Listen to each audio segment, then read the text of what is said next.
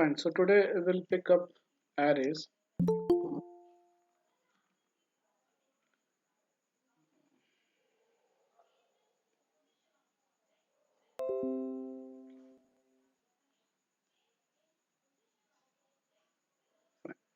So we are going to pick arrays today. Arrays is nothing but collection of data. Okay, collection of data. Uh, it can be of similar data type or a different data types as well. Now let's consider an example.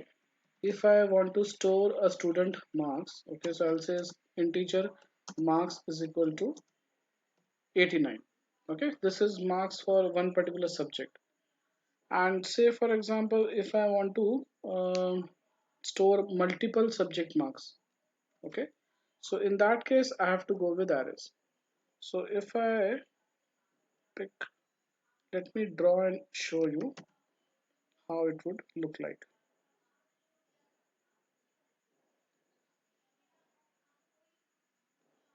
See, right now this is a memory space, okay, and it is named as marks, okay, and the value it stores is 89, right?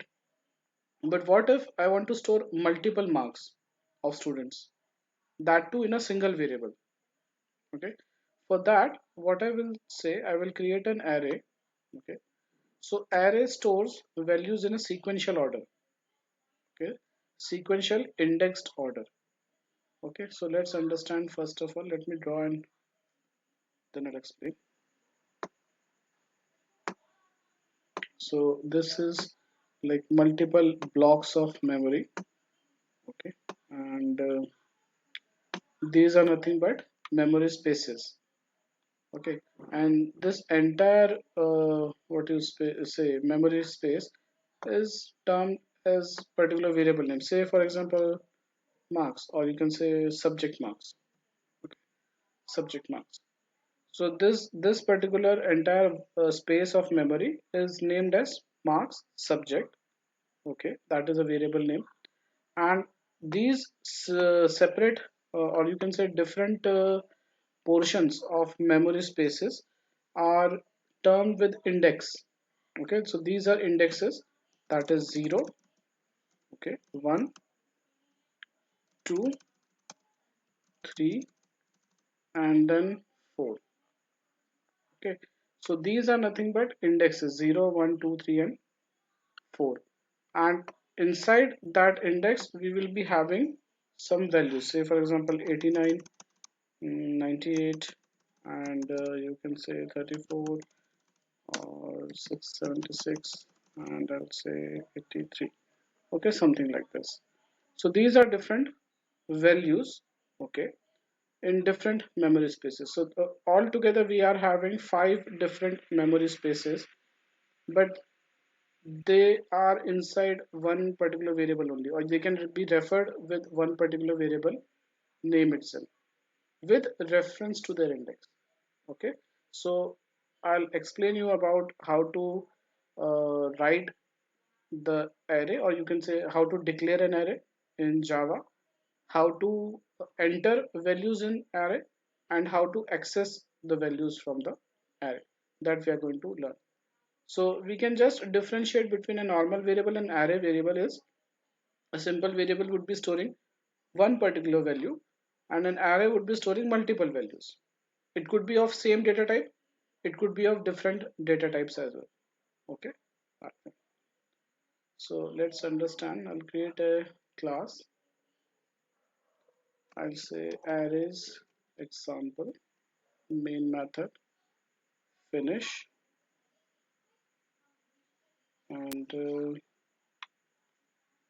so declaration part will be like this: integer. Okay, so the data type, and then for array we have to write this square brackets. Okay, and then name of the array. Okay, in normal case we just write variable name, but for array we have to mention this square brackets. Okay, the square brackets over here also you can see square brackets. So this is nothing but a string array. Okay, the data type is string. Sure. So this one is done. Then we'll say new.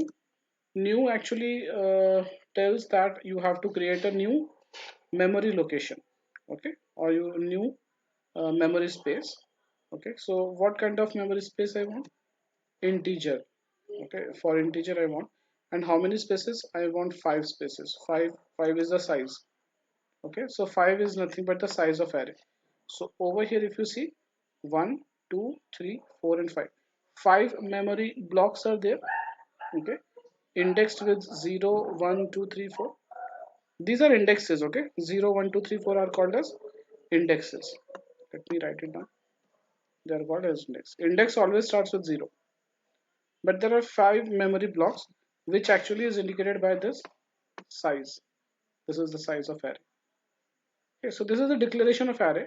Now if I want to store this value 89, 98, 34, so I'll say marks of 0 equals 89, marks of 1 equals 98, something like this, and marks of 2 equals 34, something like this.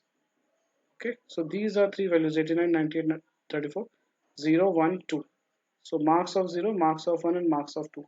These values are stored over here. So this is how you will be storing the values in the memory space. Same goes for 3 and 4 also. So marks of 3, marks of 4, and the value.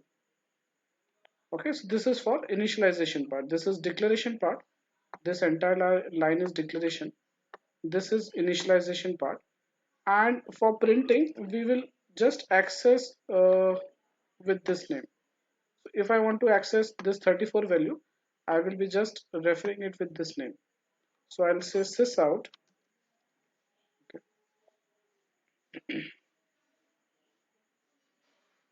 Just a minute. So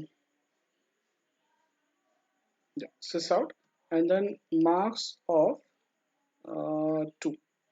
So this is going to print 34 as the value, okay, on the console. Let me execute it.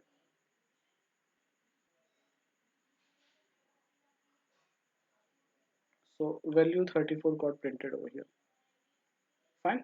So this is how you will be accessing a particular array space. So with the name or with the positioning, with the index position, you will be able to refer to the value. Earlier we used to just refer with the variable name, okay, but now we will be accessing it with the index position. But now we cannot write like sys out marks of 0, sys out marks of 1, and so on. And right now we are having the size of 5. What if the size is 15, 25, or 50? We cannot write each and every line for storing or accessing. Okay, this one. What we can do is we can use or take the help of for loop. Okay, for loop we have seen yesterday. Okay, so for also uh, goes or runs in a sequential order. So I'll say index equals 0 semicolon index less than. Now this is nothing but a variable which I have given a name. You can give any name over here. Okay, you can say integer I equal to 0 also. So I've initialized a variable, and then I'm comparing index with this particular size. So how to get this particular size, this dynamic size? This could be 5, 10, or 15. Okay, I can change it later on also, isn't it? So for getting it or running this for loop dynamic, I can say marks dot length. Okay, so this is going to give you 5, 5, which is the size of array. Okay, and then semicolon index plus plus. I'll explain this part. Okay, sys out, and we'll say value is value at index, and index you can say and dx, okay, is just plus is plus marks of index. So this is nothing but a simple for loop. It will start from index 0. Okay, and it will go up till 4, because over here right now it's 5. So 4 is less than 5, this condition will be true and it will go inside. The moment index becomes 5, this condition will be false and it won't go inside. Okay, so this loop will start from 0 and it will go up till 4. 0 1 2 3 4. That completes 5 iterations. Okay, so value at index 0 is this. So let's print this out. See, this is how it's going to print, because we have not given value at 3 and 4th position. It is coming as 0, but rest remaining values are coming or displayed over here, right? So this is called as a single dimensional array, because there is only one dimension, right? X-axis, a single dimension, and that is why it is called as a single dimensional array. Fine. Now this is one way, like declaration part and then initialization part. What we can do is we can say integer, I'll say array, I'll say subject marks equals and then curly braces, okay, semicolon, and then I can give some value like 89, 98, 34. Sorry, I'm keeping it outside. Curly braces 76, 57. So what I have done, I have declared and initialized at the same time. So with this curly braces, what I have done, I have declared an array single dimensional array. One square bracket means single dimensional array. This is the name of array, and the values it stores is, these are the values.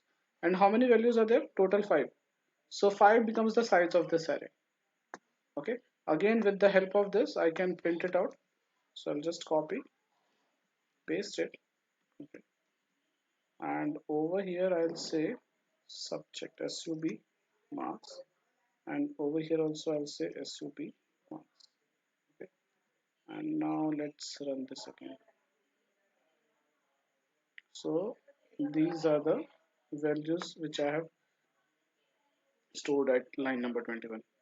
Okay, so you can store these values in this way also, or one by one you can store the values. So arrays are generally used where you have multiple data, as in you will be getting record set from database, or you have records or data in Excel sheet. So you are reading the Excel sheet and you want to store the entire Excel sheet data in some variable. So you won't be storing it in different variables. You cannot create 10 or 50 different variables and you will be storing each and every value, and you don't know like how to refer to those variables, right? So instead of that we will be creating array, and the entire set of data will be stored in this particular array.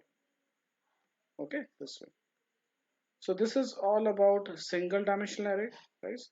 And right now I have told you about integer. You can have any data type.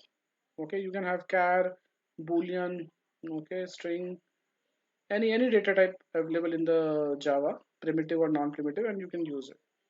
But it will store specific type of data only. If you are saying integer, I cannot store 89.98. This is a double value. Okay, now this double value I cannot store because it's a type mismatch. Cannot convert from double to integer. So this is a double value, data type value, which you are trying to store in a integer type of array, which is not possible. So you have to store it in okay, you have to store an integer type of data only. But what if you want to store different types of values in a array? So for that you have to create an array of object. Okay, so object is a class. Okay, object is a class in Java, which is at the top hierarchy, which is on the top hierarchy. Okay, let's create object. See, even when we create a class, okay, when we create a class for our project, you can see superclass mentioned over here, and what it says, object. So this object is the class, and this java.lang is the package. Okay, so java.lang is the package, and object is the class, which is the superclass.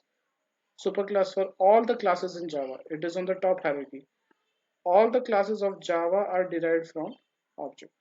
So when we are going to learn about inheritance, I'll be mentioning about this superclass, subclass. Okay, again. So I'll say object data single dimensional array. Okay, and I can say I'll store true boolean value. I'll store double. Okay, I'll store float. I'll store integer, and then I'll store single character, and I can store a string also. Okay, so each and every kind of data is I can store in this particular single dimension array. Now if I want to print, I can just copy this for loop. I'll copy this for loop. I'll just change this portion. This will become data. Okay, and then over here also it will become data. Okay, so, and execute it.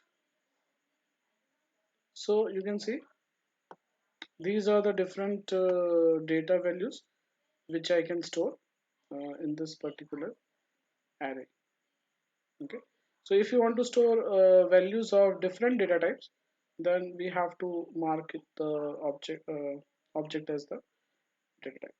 See over here, you can see class object is the root of the class hierarchy, and every class has object as a superclass. Okay, so that way.